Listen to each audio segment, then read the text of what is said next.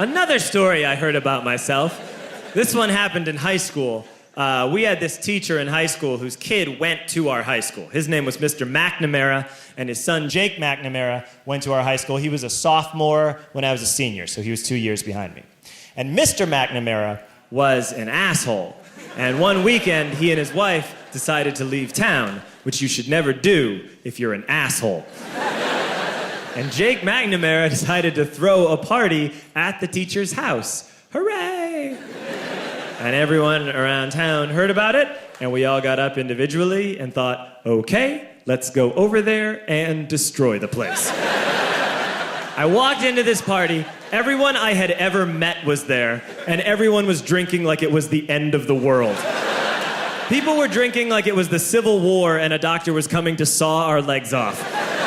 It was totally unsupervised. We were like dogs without horses. We were running wild. I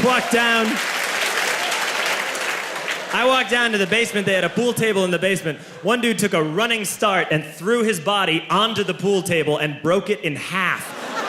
Another kid found out which room was Mr. McNamara's and went upstairs and took a shit on his computer.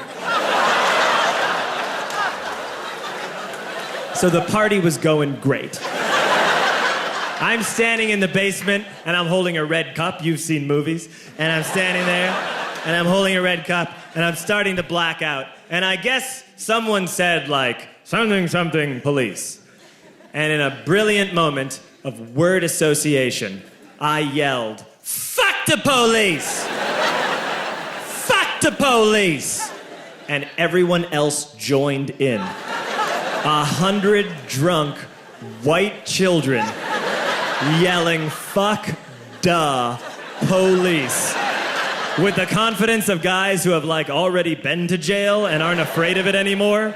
You know, that, like, I serve my nickel, you come and take me confidence. But white children. The reason someone had said something, something, police was because the police were there. So a Chicago police officer walked down the stairs and got to the bottom in the basement and looked out over a sea of drunk toddlers yelling, fuck the police, in his face. And he was almost impressed. He was like, wow. And then he leaned into his walkie-talkie and went, get the paddy wagon. And my friend John, who is now a father, this man now has a baby, he grabbed a 40, smashed it on the ground, and yelled, scatter! And everyone ran in a different direction.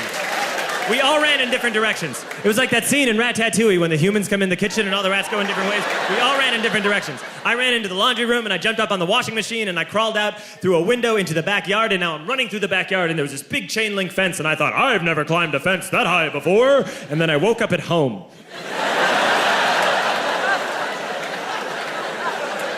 On Monday, I went to school because that's what we did back then. And I'm walking into the school building, and who do I see but Jake McNamara? And he says to me, hey, were you at my party on Saturday? And I said, no. You know, like a liar. And he said things got really out of hand. Someone broke the pool table. Someone took a shit on my dad's computer. But the worst thing, he says, the worst thing is that someone stole these old antique photos of my grandmother, and my parents are freaking out about it.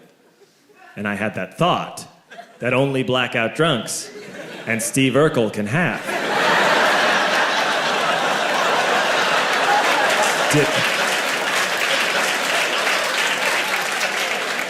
Did I do that?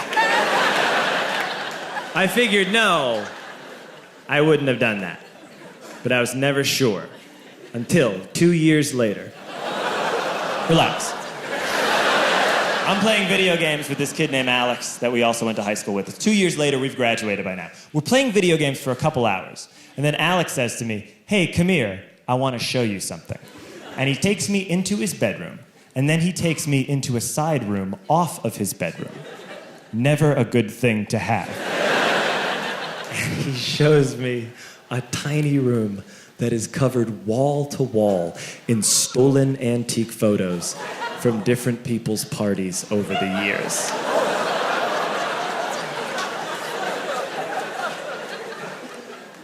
said, why? Why do you do this? And Alex said, because it's the one thing you can't replace.